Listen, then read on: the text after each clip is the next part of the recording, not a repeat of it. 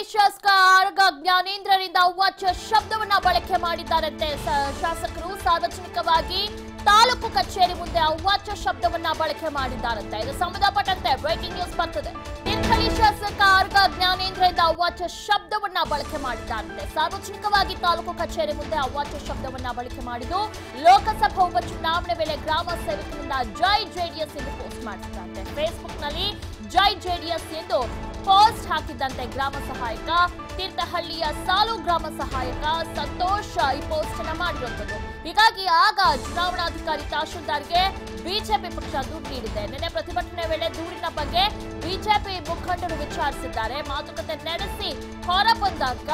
ಅವಾಚ್ಯ ಶಬ್ದಗಳಿಂದ ನಿಂದನೆ ಮಾಡಿದ್ದಾರೆ ಗ್ರಾಮ ಸಹಾಯಕ ಸಂತೋಷ್ನನ್ನ ಅಡ್ಡಗಟ್ಟಿ ಅವಾಚ್ಯ ಶಬ್ದಗಳಿಂದ ನಿಂದಿಸಿದ್ದಾರೆ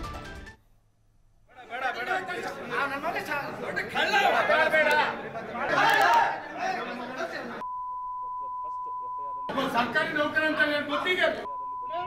ನೀನ್ ಹೆಂಗ್ ಚಾಪ್ ತಗೊಂಡೆ ಇದಾಗಿಲ್ಲ ಅಂತ ಕಂಪ್ಲೇಂಟ್ ಮಾಡಿದ್ವಿ ಮೇಲಧಿಕಾರಿಗಳಿಗೆ ಅವ್ರ ಗಮನಕ್ಕೆ ತಂದಿದ್ಯಾ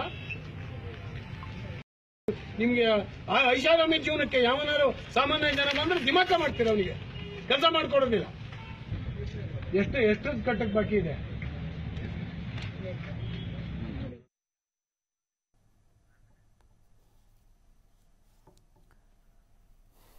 ಎಸ್ ತೀರ್ಥಹಳ್ಳಿ ಶಾಸಕ ಆರಗ ಜ್ಞಾನೇಂದ್ರ ಅವಾಚ್ಯ ಶಬ್ದಗಳನ್ನ ಬಳಕೆ ಮಾಡಿದ್ದಾರೆ ಸಾರ್ವಜನಿಕವಾಗಿ ತಾಲೂಕು ಕಚೇರಿ ಮುಂದೆ ಅವಾಚ್ಯ ಶಬ್ದಗಳನ್ನ ಬಳಕೆ ಮಾಡಿದ್ದಾರಂತೆ ಲೋಕಸಭಾ ಉಪಚುನಾವಣೆಯಲ್ಲಿ ಗ್ರಾಮ ಸೇವಕನ ಜೈ ಜೆಡಿಎಸ್ ಎಂದು ಪೋಸ್ಟ್ ಮಾಡಿದ್ದಾರಂತೆ ಫೇಸ್ಬುಕ್ ನಲ್ಲಿ ಜೈ ಜೆಡಿಎಸ್ ಎಂದು ಪೋಸ್ಟ್ ಹಾಕಿದ್ದಕ್ಕೆ ಗ್ರಾಮ ಸಹಾಯಕನ ಮೇಲೆ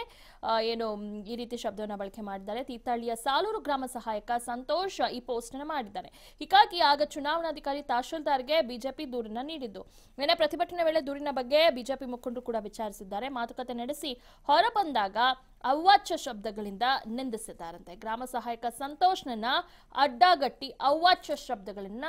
ನಿಂದಿಸಿದ್ದಾರಂತೆ